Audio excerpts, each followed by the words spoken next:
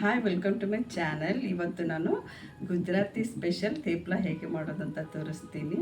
Different ಸ್ಟೇಟಲ್ಲಿ different recipes ಮಾಡ್ತಾರೆ. ಅವ್ರದ್ದು culture ಕೂಡ ಬೇರೆ ಆಗಿರುತ್ತೆ. ಇದನ್ನು ಕೂಡ ನೀವು ಟ್ರೈ ಮಾಡಿ, ನಿಮಗೆ ಕೂಡ ಇಷ್ಟ ಆಗುತ್ತೆ. ನಾವು ಉತ್ತರ ಕರ್ನಾಟಕದಲ್ಲಿ ನಾವು ಹೆಚ್ಚಿಗೆ ರೊಟ್ಟಿ ಚಪಾತಿ ಆ ಥರ ಮಾಡ್ಕೊತೀವಿ. ಅವರು ಹೆಚ್ಚಿಗೆ ಇದನ್ನು ಮಾಡ್ಕೊತಾರೆ.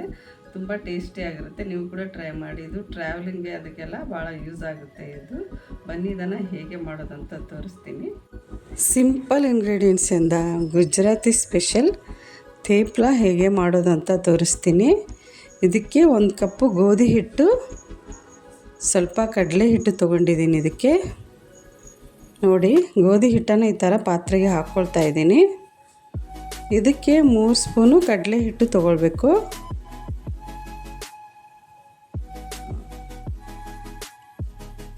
ಯಾವಾಗಲೂ ಒಂದೇ ಥರ ಚಪಾತಿ ಮಾಡ್ಕೊಂಡು ನಿಮಗೆ ಕೂಡ ಬೇಸರ ಆಗಿರುತ್ತೆ. ಈ ಥರ ಕೂಡ ಟ್ರೈ ಮಾಡಿ, ಭಾಳ ಚೆನ್ನಾಗಿರುತ್ತೆ. ಇದು ಮಸಾಲೆ ಎಲ್ಲ ಹಾಕ್ತೀವಿ ಇದಕ್ಕೆ. ಬನ್ನಿ ಏನೇನು ಹಾಕಬೇಕಂತ ನೋಡೋಣ. ಇದಕ್ಕೆ 4 ಮೆಣಸಿನ್ಕಾಯಿ, ಸ್ವಲ್ಪ ಶುಂಠಿ, ಜೀರಿಗೆ ತೊಗೊಂಡಿದ್ದೀನಿ. ಇದನ್ನು ಮಿಕ್ಸಿ ಜಾರ್ಗೆ ಹಾಕ್ಕೊಂಡು ಮೆತ್ತಗೆ ರುಬ್ಕೊಳ್ಬೇಡಿ. ಈ ಥರ ತರಿಯಾಗಿ ರುಬ್ಕೊಳ್ಳಿ. ನೀರೇನು ಹಾಕಿಲ್ಲ, ನಾನು ಡ್ರೈ ಆಗಿ ರುಬ್ಕೊಂಡಿದ್ದೀನಿ.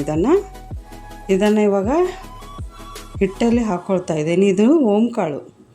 ಇದನ್ನು ಈ ಥರ ಕ್ರಷ್ ಮಾಡಿ ಹಾಕಿ, ಇದರಿಂದ ಒಳ್ಳೆ ಫ್ಲೇವರ್ ಬರುತ್ತೆ. ಡೈಜೆಷನ್ ಕೂಡ ಈಸಿಯಾಗಿ ಆಗುತ್ತೆ. ಮತ್ತು ಇದಕ್ಕೆ ಉಪ್ಪು ಹಾಕ್ಕೊಳ್ತಾ ಇದ್ದೀನಿ. ಇವಾಗ ಇದು ಮೆಂತ್ಯ ಸೊಪ್ಪು. ಇದನ್ನು ಚೆನ್ನಾಗಿ ವಾಶ್ ಮಾಡಿ ಸಣ್ಣದಾಗಿ ಹೆಚ್ಕೊಂಡಿದ್ದೀನಿ. ಇವಾಗ ಮೆಂತ್ಯ ಸೊಪ್ಪನ್ನು ಇದಕ್ಕೆ ಸೇರಿಸ್ಕೊಳ್ಳಿ. ನಿಮಗೆ ಬೇಕಂದರೆ ಸ್ವಲ್ಪ ಹೆಚ್ಚಿಗೆ ಕೂಡ ಹಾಕ್ಕೊಳ್ಬೋದು. ನಾನು ಸ್ವಲ್ಪನೇ ಹಾಕ್ಕೊಂಡೆ. ಇದು ಗರಂ ಮಸಾಲ 1/2 ಸ್ಪೂನ್ ಹಾಕ್ಕೊಂಡೆ. ಮತ್ತು ಸ್ವಲ್ಪ ಅರಿಶಿನ, ಮತ್ತು ಸ್ವಲ್ಪ ಇದಕ್ಕೆ ಚಿಲ್ಲಿ ಪೌಡ್ರ್ ಹಾಕ್ಕೊಳ್ತಾ ಇದ್ದೀನಿ. ಮತ್ತು ಇದಕ್ಕೆ ಮೇನ್ ಇಂಗ್ರೀಡಿಯೆಂಟ್ ಅಂದರೆ ಇದು ಬಿಳೆ ಎಳ್ಳು, ತಿಲ್ ಅಂತಾರಲ್ಲ ಅದು. ಇದನ್ನು ಹಾಕ್ಕೊಳ್ತಿದ್ದೀನಿ. ಇದರಿಂದ ಕೂಡ ತುಂಬ ಚೆನ್ನಾಗಿರುತ್ತೆ. ಟೇಸ್ಟು ಡಿಫ್ರೆಂಟಾಗಿರುತ್ತೆ. ನೋಡಿ, ಇದಕ್ಕೆ 1 ಸ್ಪೂನ್ ಎಣ್ಣೆ ಹಾಕ್ಕೊಂಡು ಇವಾಗ ಚೆನ್ನಾಗಿ ಮಿಕ್ಸ್ ಮಾಡಬೇಕು. ಇದನ್ನು ಟ್ರಾವೆಲಿಂಗ್ ಅಂತೂ ತುಂಬ ಉಪಯೋಗ ಆಗುತ್ತೆ ಇದು. ಏಕೆಂದರೆ ನಾವು ಚಪಾತಿ ನಾರ್ಮಲಿ ತೊಗೊಂಡೋದ್ರೆ ಅದು ನೆಕ್ಸ್ಟ್ ಡೇಗೆ ಅಷ್ಟು ಟೇಸ್ಟಿಯಾಗಿರಲ್ಲ, ನಮ್ಗೆ ತಿನ್ನೋಕ್ಕೆ ಮನಸ್ಸಾಗಲ್ಲ. ಅದು ಒಂದಿನ ಅಷ್ಟೇ. ಇದು 2-3 ದಿನ ಇದ್ದರೂ ಕೂಡ ಟೇಸ್ಟ್ ಭಾಳ ಚೆನ್ನಾಗಿರುತ್ತೆ. ನಾವು ಟ್ರಾವೆಲಿಂಗ್ಗೆ ತೊಗೊಂಡು ಹೋಗ್ಬೋದು. ಇದನ್ನು ಮಕ್ಕಳಿಗೆ ಟಿಫಿನ್ಗೆ ಕೂಡ ಭಾಳ ಚೆನ್ನಾಗಿರುತ್ತೆ ಇದು. ನೋಡಿ, ಇದಕ್ಕೆ ಫಸ್ಟು ನೀರು ಹಾಕಿಲ್ಲ ನಾನು. ಚೆನ್ನಾಗಿ ಮಿಕ್ಸ್ ಮಾಡಿದ್ಮೇಲೆ ಮಸಾಲೆ ಎಲ್ಲ, ಆಮೇಲೆ ಸ್ವಲ್ಪ ನೀರು ಹಾಕ್ಕೊಂಡು ಇದನ್ನು ಕಲಿಸ್ಕೊತಾ ಇದ್ದೀನಿ. ಈ ಥರ ನೋಡಿ, ನೀವು ಕೂಡ ಟ್ರೈ ಮಾಡಿ ಇದನ್ನು. ನಿಮಗೆ ಈ ವಿಡಿಯೋ ಲೈಕ್ ಆದರೆ ಒಂದು ಲೈಕ್ ಕೊಡಿ. ಇದನ್ನು ಶೇರ್ ಮಾಡಿ, ನನ್ನ ಚಾನಲ್ ಸಬ್ಸ್ಕ್ರೈಬ್ ಮಾಡಿ. ನೋಡಿ, ಇದನ್ನು ಚಪಾತಿ ಹಿಟ್ಟಿನ ಥರ ಮಾಡ್ಕೊಂಡಿದ್ದೀನಿ. ಇದಕ್ಕೆ ಸ್ವಲ್ಪ ಎಣ್ಣೆ ಹಾಕಿ ಮತ್ತು ಇದನ್ನು 1 ಕಪ್ಪಿಂದ ಮುಚ್ಚಿ ಸೈಡಲ್ಲಿ ಇಟ್ಕೊಳ್ತಾ ಇದ್ದೀನಿ. ಇದನ್ನು 15 to 20 ಮಿನಿಟ್ಸ್ ಪಕ್ಕದಲ್ಲಿ ಇಟ್ಕೊಳ್ಳಿ. ಮತ್ತು ಇದನ್ನು ಚೆನ್ನಾಗಿ ಮಿಕ್ಸ್ ಮಾಡಿ ಒಮ್ಮೆ. ನೋಡಿ, ಈ ಥರ ಈ ಗಾತ್ರದಲ್ಲಿ ಉಂಡೆ ಮಾಡ್ಕೊಂಡಿದ್ದೀನಿ. ಇದನ್ನು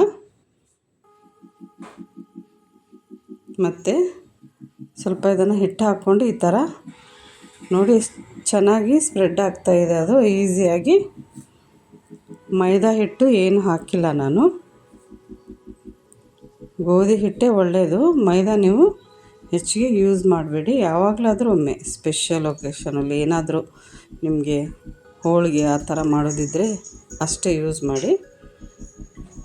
ನೋಡಿ, ಈ ಥರ ತವಾ ಬಿಸಿಯಾಗಿದೆ. ಇವಾಗ ಹಾಕ್ಕೊಂಡಿದ್ದೀನಿ. ಈ ಥರ ನಾವು ಚಪಾತಿ ಮಾಡ್ತೀವಲ್ಲ, ಸೇಮ್ ಅದೇ ಥರ ಇದನ್ನು ಫ್ರೈ ಮಾಡಬೇಕು.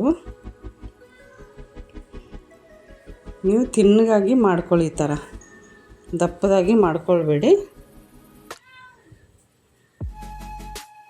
ನೋಡಿ, 2 ಸೈಡ್ ಈ ಥರ ಎಣ್ಣೆ ಹಾಕಿ ಚೆನ್ನಾಗಿ ಫ್ರೈ ಮಾಡ್ಕೊಳ್ಳಿ. ಇದನ್ನು ಇದು ನಾನ್ ವೆಜ್ ಜೊತೆ ಅಂದರೂ ತುಂಬ ಚೆನ್ನಾಗಿರುತ್ತೆ. ಚಿಕನ್ ಜೊತೆ ಆ ಥರ, ಮಟನ್ ಜೊತೆ ನೀವು ಇದನ್ನು ವೆಜಿಟೇಬಲ್ ಜೊತೆ ಕೂಡ ನೀವು ಇದನ್ನು ಸರ್ವ್ ಮಾಡ್ಕೋಬೋದು.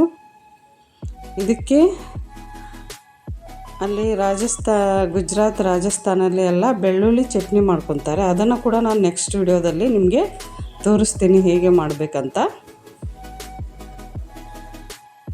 ನೋಡಿ, ಈ ಥರ 2 ಸೈಡ್ ಮಾಡಿ. ಇದು ಮೊಸರು ಜೊತೆ ಕೂಡ ಭಾಳ ಚೆನ್ನಾಗಿರುತ್ತೆ.